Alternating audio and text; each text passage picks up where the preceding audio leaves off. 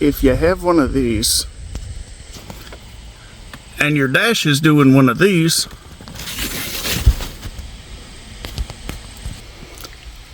and you're getting codes out of it that have anything to do with this linear solenoid valve offset, you need one of these. Let's get into it. So I'm joining you today from the inside of a 2012 Prius, and it's suffering from a problem that's rather common with these cars as far as common problems with these cars go. And that is that the valves inside of the hydraulic control unit for the brakes will start to leak pressure internally. So the way that the brakes work in these cars, and it's a hybrid, it's a little bit different. You see this in hybrids, in EVs. This is actually a system that was pretty common back when ABS first started to come on the scene. Thinking back to like late 80s General Motors products. I've actually got a 89 Turbo Grand Prix with a PowerMaster 3 ABS, and it's remarkable how similar these systems are in their design. But what you have is, instead of engine vacuum, because in a hybrid or an EV the engine's not always running or doesn't exist in the case of an EV, you need some way of pressure, of building pressure in the brake system so that when you step on the pedal you have a reasonable pedal effort. Rather than if you've ever driven a car with manual brakes, it's 2 feet on the pedal sometimes for a quick stop. Unacceptable in today's world. So any vehicle out there has some sort of a device that is providing an assist when you step on the brakes. Right, so in the case of the Prius, there is an electric pump that runs, and if you're really quiet around the car and you step on the brakes a few times, you can hear it. It just sounds like a little compressor. It's very faint. It's not obtrusive at all, but you'll hear it doing its job of pumping up the brake fluid into a pressurized reservoir where there are now valves that hold that fluid back and keep it under pressure until you step on the brakes, and then those valves open, that fluid is released into the system. There's enough pressure generally in a properly functioning system that you can step on the brakes 7 or 8 times before that pump has to run and repressurize the system so that you have a continuous supply of power brake assist. But what happens is, when those valves start to leak, that compressor has to run more frequently in order to keep the system pressurized. When it gets to a certain threshold where the computer sees that that pump is running too much, where it's not able to build proper pressure, you'll start getting warning lights on the dash, your red brake light, your ABS light, your traction control light. Generally at that point these cars will still drive okay, right up until what happens is the pump fails. And when the pump fails, you lose all of your power brake assist, and bad things happen. It's no fun when you're surprised with no power brakes in traffic. So the car that I'm working on today, like many of these cars, if you catch it before the pump is overworked and burns up, you can replace just the one section, and that is Toyota part number 47050-47180. Not an inexpensive part. I think it's like a $500 or $600 part. I would recommend, if you're going to do this, get it from Toyota. Don't buy it from eBay. Don't get a used one. They do have a higher failure rate, and I believe that the newer versions of these are redesigned. So the mission today, this is the first one that I've done, but you can learn with me. The mission today is going to be to disassemble the old one from the vehicle, replace it, and then use my trusty Autel here to run through the process of marrying it to the car and running through all of the calibrations to restore proper braking function to this car. So I'm going to go get changed into the shop clothes. Let's dig into it. My favorite part about doing any kind of brake master cylinder work is this little promise right here. This means under dash yoga. The older I get, the less I like doing under dash yoga. Looking at this car, it doesn't look too bad. I'll bring you in and you can get a look.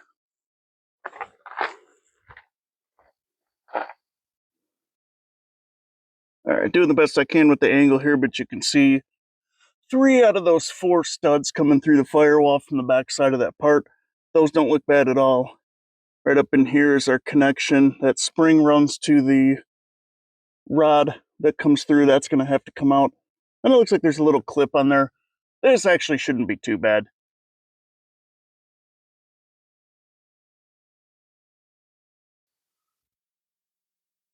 I think that we'll start by taking the wiper cowl off. So we'll remove both wiper arms and get that cowl out of the way. That should give us a lot more room to get back there. And then I think once the brake fluid reservoir is unbolted and potentially that coolant reservoir with the pink coolant there is moved out of the way, this may become a lot easier to see what we're doing. So let's get going on that.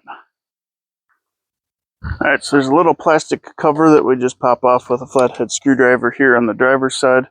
I'll set that out of the way where we'll surely drop it later. And we've got our 14mm nut here and two 14mm nuts, one here to get the passenger side off.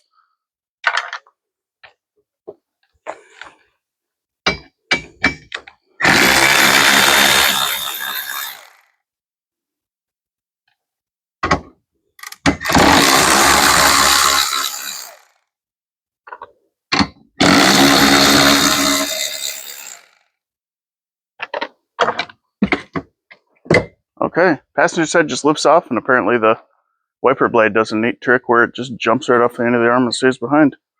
Guess we'll fix that for free while we're in there. Driver's side too. Almost like someone's been here before. Usually you have to use this tool that I got out, this wiper arm puller, which if you don't have one of these, they're only like a couple bucks on Amazon and very well worth having. In my younger, dumber days, I pried against one and cracked a windshield. Not a fun thing to have to explain. So because I don't like losing parts, we'll just go ahead and thread these back on just so that we know where they're at. We'll put this little trim piece aside over here with the wiper arms. I guess we'll take this wiper arm off the car despite its wishes to stay put. Now there's a couple of clips here that take part of this off, and now we're just looking for what holds you on. And it looks like it just clips in the front here. Yeah, there's just some clips to pop with a flathead screwdriver in the front there. And then I bet it just pushes back and clips in by the base of the windshield. Nothing like aging plastic. We're going to be very, very careful here. And over here we've got a little plastic push pin as well on the end. Will you just lift out? Be easy like the wiper blades. There you go. Yep, I was right. Now we're just going to lift and pull. Looks like these plastic ends may have to come off. Or at least one of them may. How do you come off? You just sit in there. Okay. Can I just shimmy it out this side without having to take both off? Be cooler if I could. Even cooler if I can keep all the debris with it. Just like so. Next step, Toyota loves to do this. We're going to take the wiper motor out, the wiper linkage out. Well, I guess that comes with the motor. And then there's this metal tray. It's held in by a bunch of what look to be cross-threaded and heavily wrench-marked bolts. So somebody at some point has been here before. I'm also just now seeing that I must have, yep, bumped the cap off of the reservoir. I don't see any debris in there, but we're going to be flushing and flushing and flushing this system. Alright, those look like 10mm. Notice Toyota tends to go with the even number fasteners. They're all 10, 12, 14 for the most part under the hood. Alright. Alright, let's get some tools and take this apart.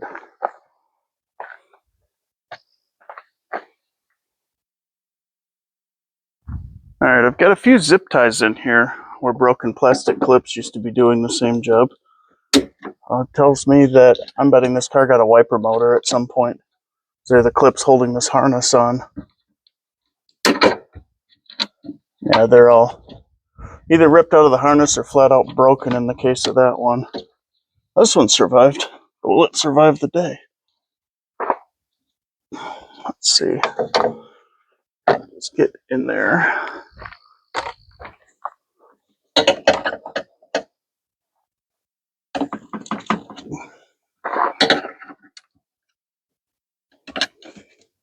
There we go. I didn't break it. All right.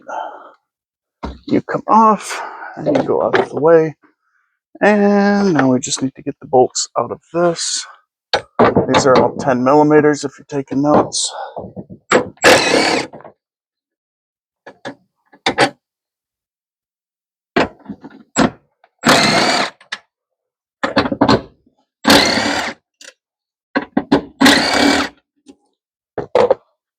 It should just lift out, pull out of the back, and off to the side it goes.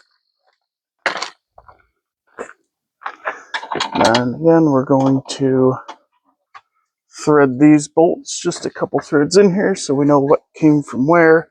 They are all the same. I'll definitely keep track of that whenever you're taking things apart, but in this case, they're all interchangeable. Let's get all these 10s out of the way to get this whole tray out of here.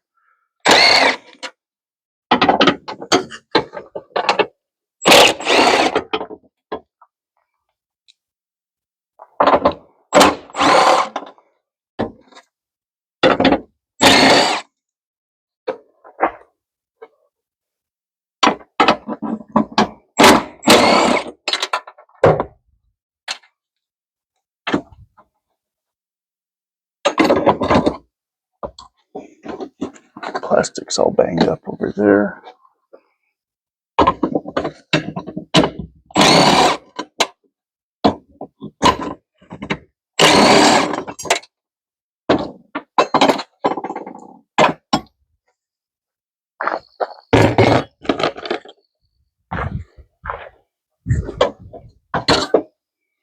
Alright, where are we at? Come around the other side. Just a few more and this should be good to go.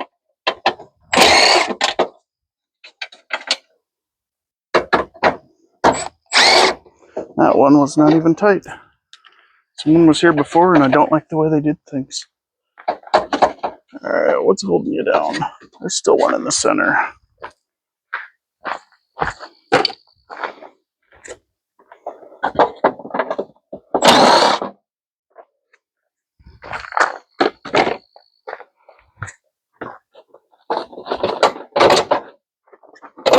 Alright, that wiper arm bolt has to come out, or wiper transmission bolt has to come out. Alright, out you go.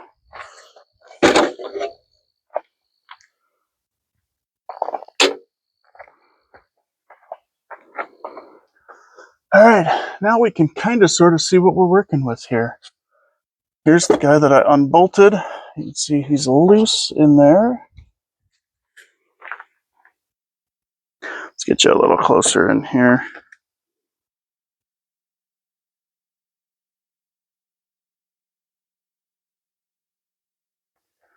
Alright, so this guy right here with the wiring harness going into it is the part that we're removing. I'm going to start by taking this brake fluid reservoir out of the way. It is connected with a rubber hose. Probably just go ahead and remove that from the car at this time. It can just be clamped off and then we won't lose the fluid. Now we will be bleeding the heck out of the system when we're done as per the Toyota procedure. So no point in spilling the fluid out now. It's just going to get pushed through the system. And it's really not that bad looking anyway, so not too worried about that. I think we'll start there, and that's going to open this up and make it even easier to see.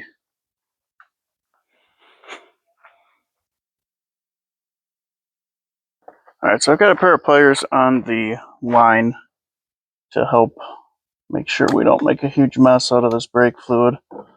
Undoing the clamp now. Give the line a little twist here. Make sure that it's freed from the plastic nipple that it's on. And we'll pull that out of the way. Just like so. We'll lose a little brake fluid, but that's no big deal. It's only dripping on the part we're going to replace anyhow. And then a couple of 10s now to get this reservoir out, which means that using the 10mm socket would probably be more helpful than the 14 I picked up.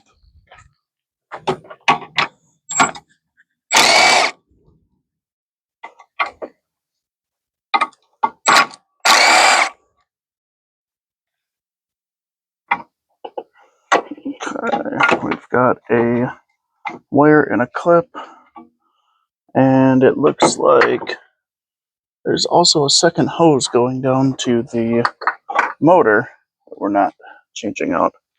So let's do this. We'll thread these bolts back in so we know where they came from. And I get this wire freed from the reservoir. Will this just set enough out of the way? Okay, wire. You will not. This is the level sensor wire, so we need to be careful with that. We're going to disconnect that here. And then it looks like that just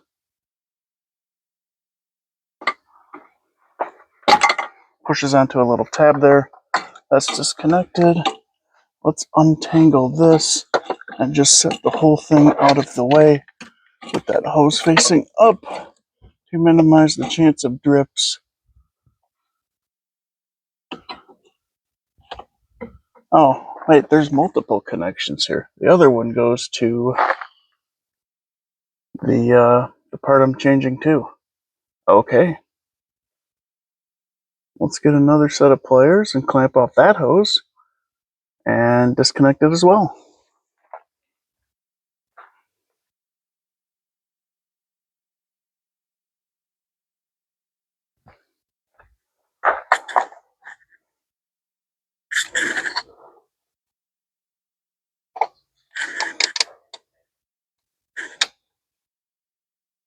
These are a little big. I hope they actually work. And of course, the hose clamp is facing in a direction that there's no way I'm going to be able to remove it from. Can I get it to spin? It'd be cooler if you'd spin.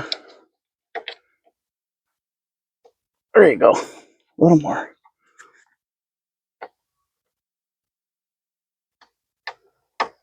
All right. That'll help.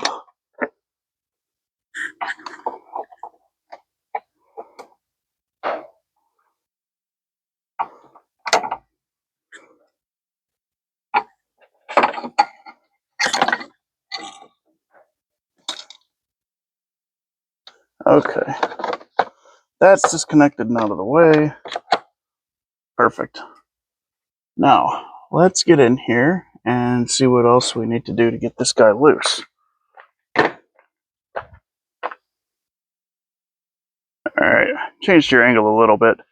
So what I'm going to do now is take a look at the new part and just get an understanding for what connects where so that I know what I'm up against here. But I'm already seeing there's a hard line here to disconnect. And then there's 1, 2, 3, 4 hard lines on the front to disconnect. There's an electrical connector here. So we'll get a good look at all of this and how it goes together and then tackle it from there. So here's my new part sitting right near the old one for reference. And it looks like everywhere there's a cap here, we've got a line that attaches. So there's my first hard line that goes off to the passenger side of the car. And then my 4 that run down the front. And then these are the 2 lines that attach for the brake fluid reservoir. And I don't see anything else really that it looks like we should have to contend with. So I'm going to start cracking these lines loose, get you the best view I can, and hopefully we're making some quick progress here at this point. First step with any line fittings is liberal application of PB Blaster, just to help make sure that where the line enters the fitting, there's a small chance that it will actually turn instead of snapping off. Because that is how you turn a 3-hour project into a 3-day project, and we don't want that.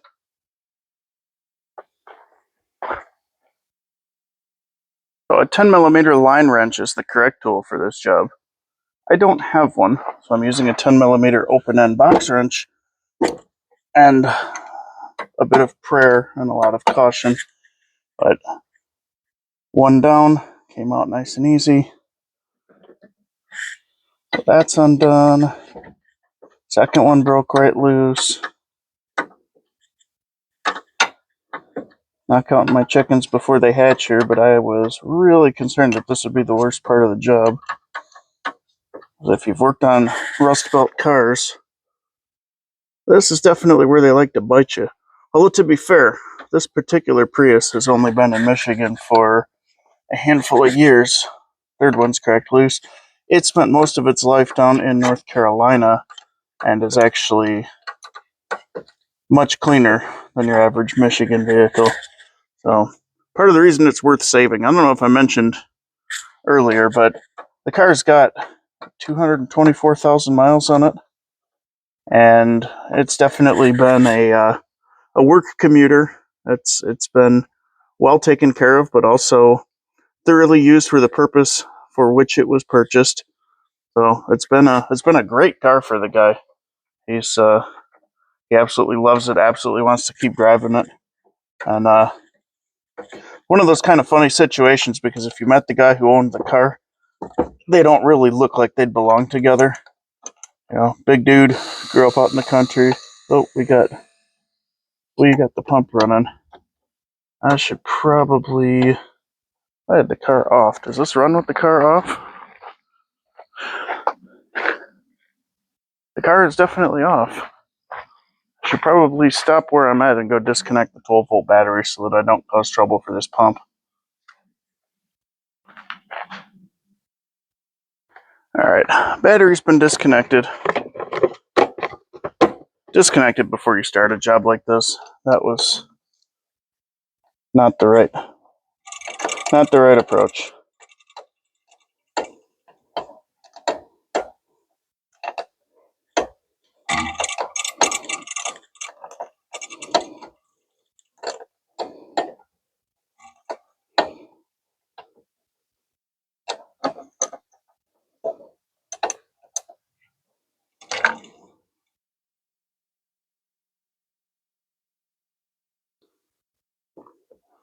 Alright, one line remaining.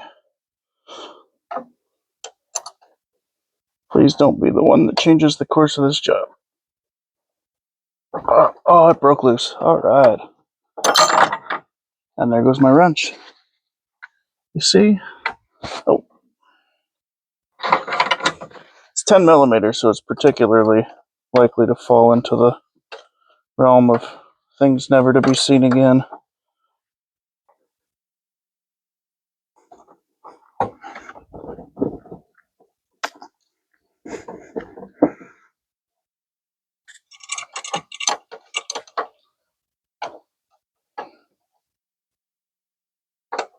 Come on.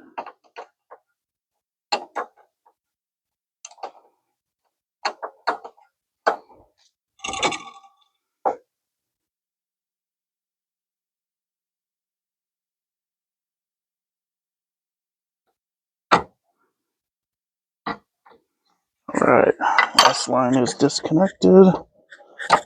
This should be free at this point. Just need to get these lines that are holding onto it like little bony fingers to move out of the way a little bit.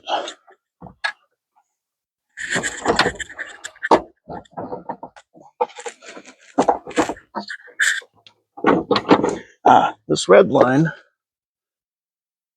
is held on to the side with a little bracket that I hadn't seen. Thankfully, that's also a 10mm.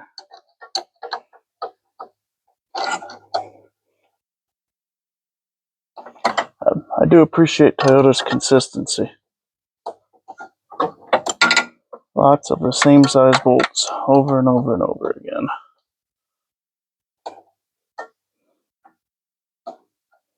Which is also a good reason to keep them separated as you work, because if you don't, you'll wind up with a pile of a whole bunch of the same size bolts, and it makes it much harder to figure out what's supposed to go where.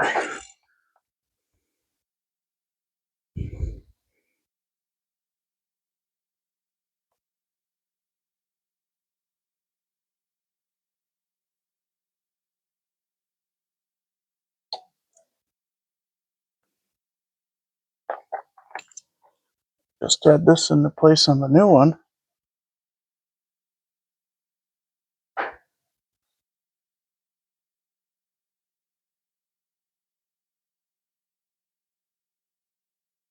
Oh, I know where it is.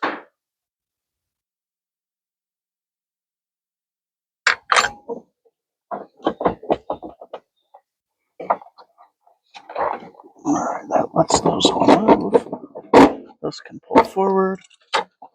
Now we can reach the electrical plug, which I believe this just slides out of the front to unlatch it. Yeah, this looks like an exercise in being very careful with old brittle plastic. Love those. Alright, that came out. Is that all there is to it? I'm just going to unplug now? Yes!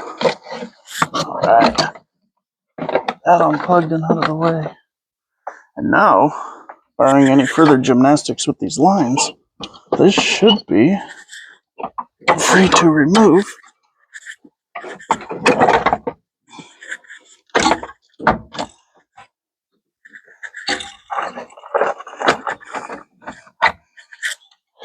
I think we're going to have to take this plate off of this strut. I don't see this coming out without extreme violence any other way. And well, I could get it out that way. The new one needs to go in without extreme violence because we want it to work when we're done. These look like a 15, maybe a 17. I don't think those are 14s. But just to be... I stand corrected. That looks just like a 14.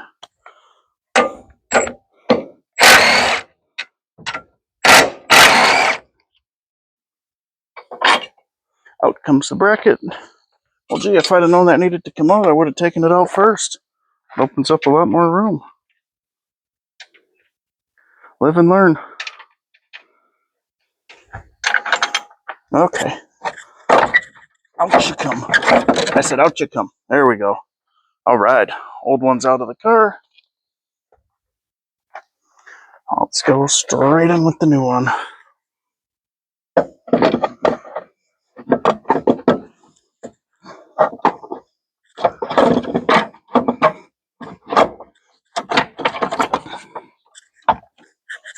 I said straight in. Come on. Straight in. You're not doing straight in. Okay. Straight in with the new one. Straight in with the new one? Almost straight in with the new one. Well, maybe if you'd cooperate a little, you'd have...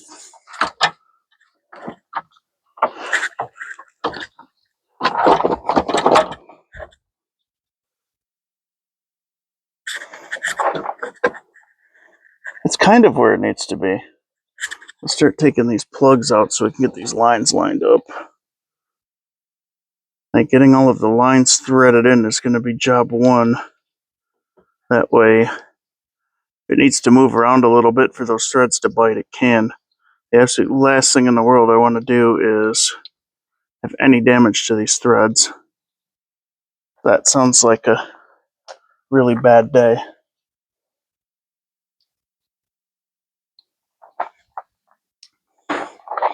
Okay.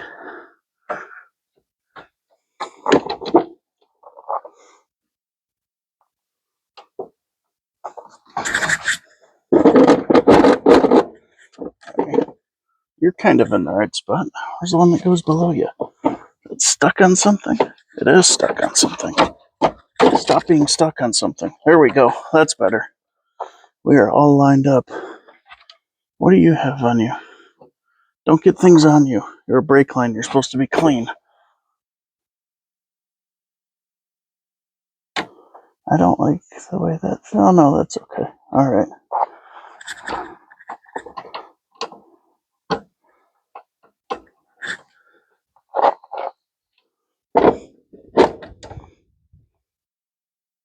All right. You're threading. You need to do the same thing in thread. Don't give me a hard time.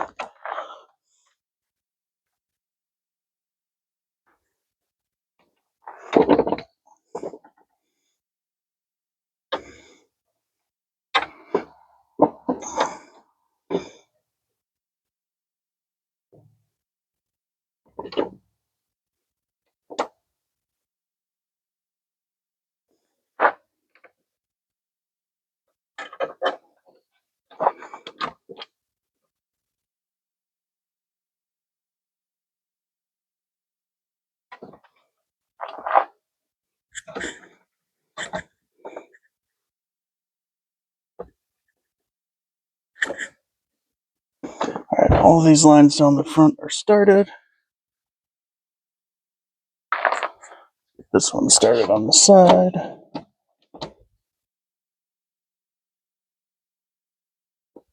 Beautiful.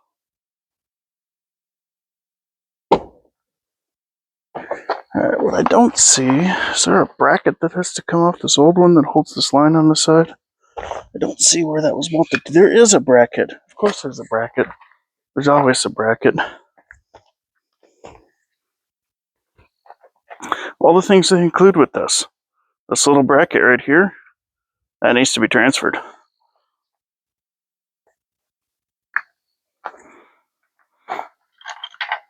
So that's a quick 10mm to unbolt here.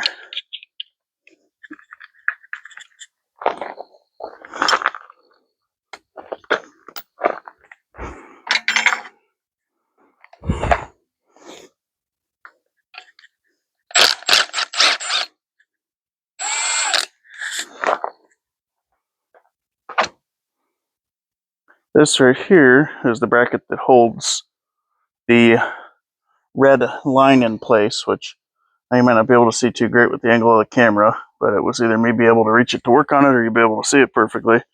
But if you're doing this job, the red line that goes in this bracket, don't forget to transfer that from the old part.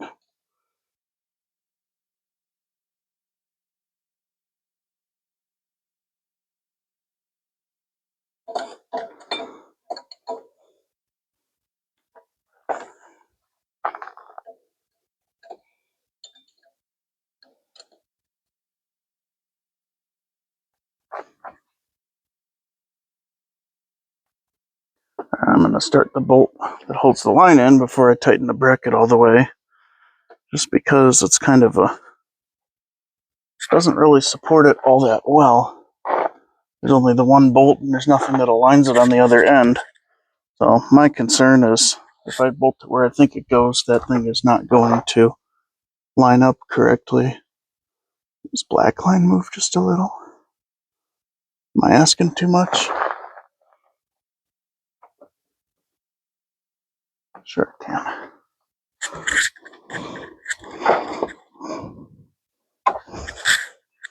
I'm just afraid I'm going to drop this bolt and it's going to be lost as a sacrifice to the Prius gods. Alright, we're through the bracket on the line.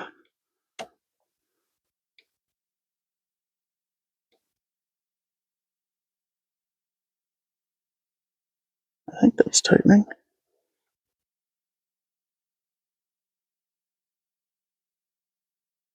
Yep, that's in the hole.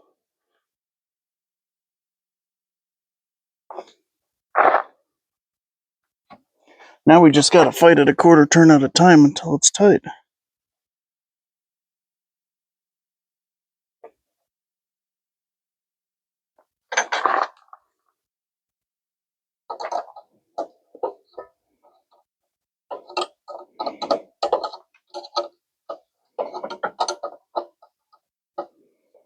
And actually, speaking of it's tight, I think we're going to leave these brackets loose enough for this whole thing to move around a little bit, just until we get these lines all the way tightened down.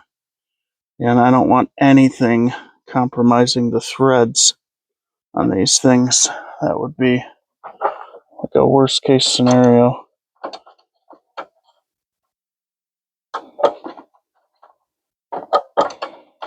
So I'm going to go and start tightening these up from bottom to top, or top to bottom, or 1, 2, skip a few, whatever you like. They just need to be tight.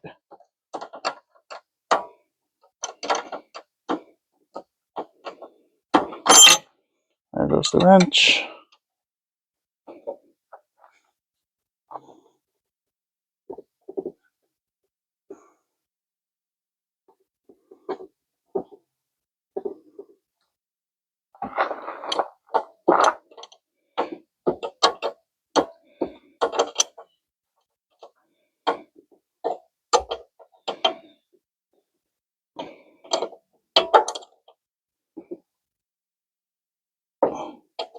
Bottom line's tight.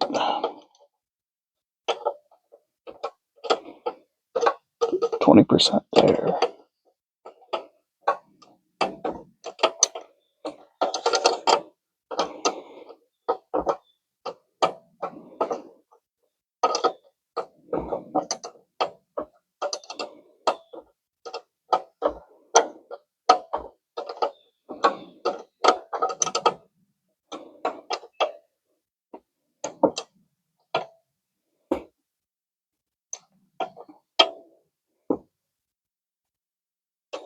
Second one's tight.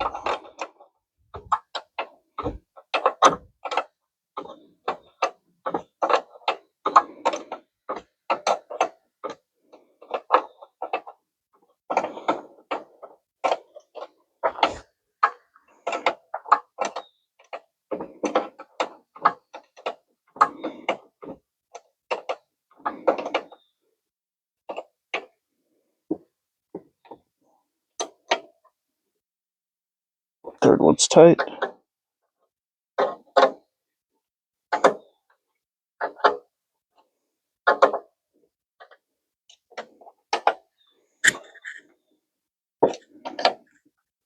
Alright, top one's tight there. One more to do over here.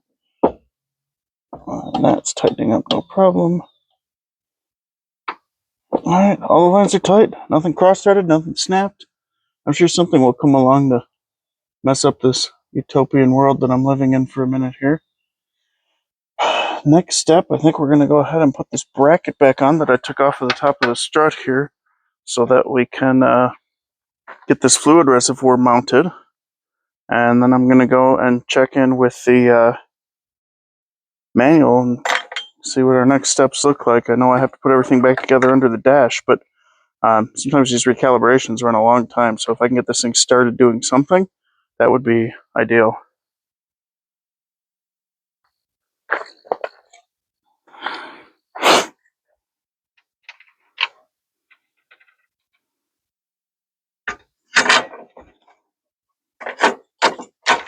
Alright, fix that. There are torque specs for these strut bolts. I'm just going to zip them down for now because they're easy to reach right up until you put the wiper cowl back on. So another thing I can do while the car is learning things later.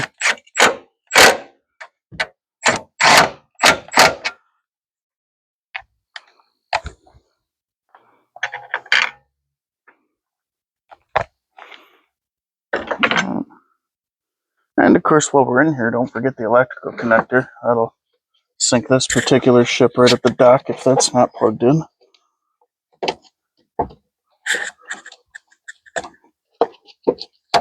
Alright. Locked in. This hose went to the back. That's the first one. Come on. Little plastic rubber cap. Alright, that's off.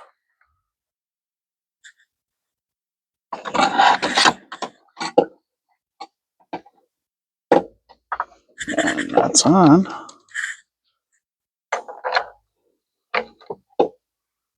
We'll get those clamps in just a second once I get the next hose on here. But before I do that, let's clip this wire back in where it ran, along the side here, and along the back here. Connect this.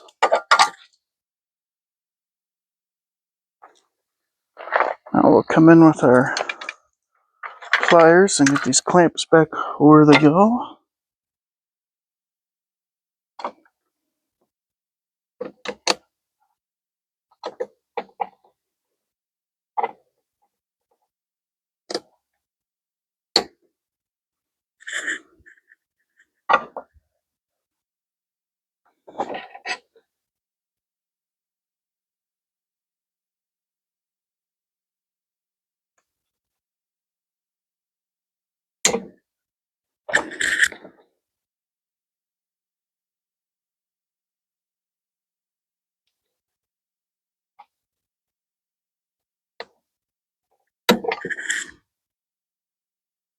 Almost.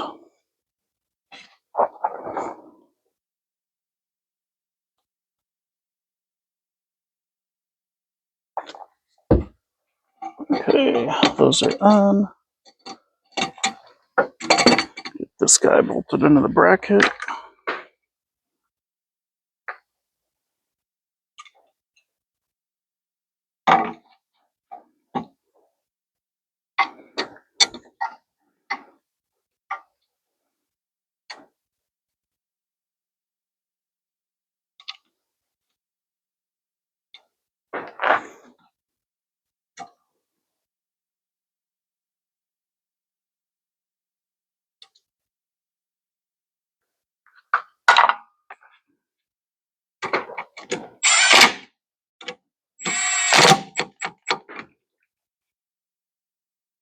Okay, there, we'll go ahead and plug them back in because I want to forget that and still have a red brake light on when we're all done.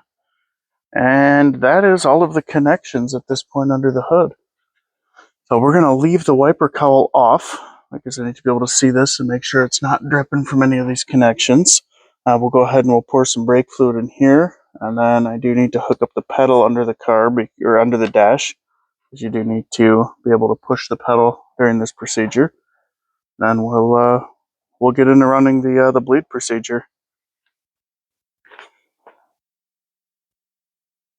And Prius just takes regular synthetic .3 fluid, so nothing special, which is kind of funny because you figure if anything's going to be special, it's going to be one of these.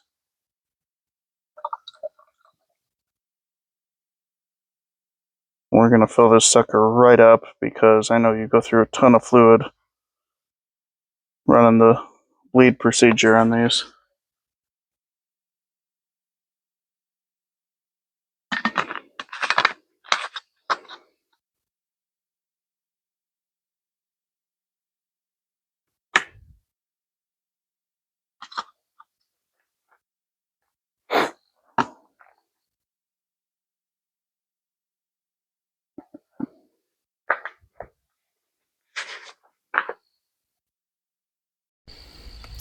Alright, it's back together under the dash. I spared you from having to watch me do more yoga.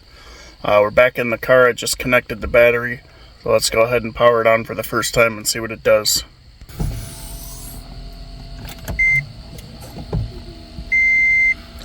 I can hear that ABS pump running. We've still got all the same warning lights. I'll get the scanner connected and see where it goes from here. Alright, so I'm not doing this live because I kind of had to stumble my way through it with this being my first time. But I wanted to come back around now that I'm done and show the correct procedure here for doing this with the Autel scanners. Alright, so I'm going to go into the control unit, ABS VSC/TRC. It confirms that this is the ECU that manages the brakes, the stability control, and etc. So we'll say OK, because that's exactly what we're working on. We are going to go special function, air bleeding.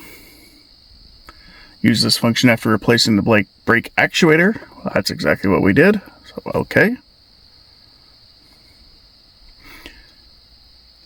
Next thing you're going to need is a lot of brake fluid and a helper. And when I say a lot of brake fluid, like one of the big jugs, because you will push a lot of brake fluid through the system doing this. And you definitely need a patient helper. So shout out to my lovely wife. We're going to say next. Now it says please select without any context. Thanks Autel, that's very helpful. You want to choose ABS actuator has been replaced, not normal air bleeding. Then we're going to say next. And then it's going to ask you to confirm that you're stopped, your parking brake's on, the power's on, the vehicle is not in ready mode, so without pressing the brake, just without stepping on the brake, just press the power button twice. That will put it in the correct state. And then you need to disconnect the reservoir level switch. So if you remember under the hood, there was that one wire that came off of the brake master. Not the brake master, but rather the brake reservoir. And that's this connector right here. Just unplug that so that the car can't tell if the system is running low on fluid. Now, I'm not going to push next here, but once you push next, the thing's going to give you a series of steps. You simply follow the steps, and it's going to take a while. You're going to bleed each individual wheel. You're going to bleed the stroke simulator, which is the bleeder valve that's on the part that we replaced. It's plain as day. It's right at the top when you're looking at it. When you're done with everything there, it will run all of the calibrations. It will make sure that everything is happy. It will give you steps to follow to watch the brake warning light and the ABS light and to perform certain steps when they are flashing at the same speed. When you're all done with that, it will say the procedure is complete. I'm not doing it again because I don't need to. When you're done, you're still going to have all your warning lights. Next thing you need to do is to go into your trouble codes. You will probably have every trouble code known to man will come up on this list. You're going to clear your codes. When the codes have cleared successfully, read the codes again. Make sure that you see exactly the screen that I'm seeing right here saying trouble codes are not detected. Disconnect your scanner, shut the car off, turn it on, and absolutely enjoy a dashboard that now looks like this. If only we could just shut off that tire pressure light, we would be sitting in a perfectly happy Prius, which just started its engine. So it's a little bit of a job. There's a lot of taking apart and putting back together and dealing with the dance that you have to go through to bleed the brakes and calibrate everything, but honestly this wasn't bad. The only real special tool is the scanner, and honestly this was probably about a $400 scanner 5 years ago, and it has paid for itself time and time and time again. So you can do this, but you absolutely do need to have a scan tool that's capable of running the bleed and the calibration procedures, or the car will not be in any better of a state really with the new part on it. So that about wraps this up. I'm going to put together the wiper cowl and everything, and it's time to ship it. Thanks for watching.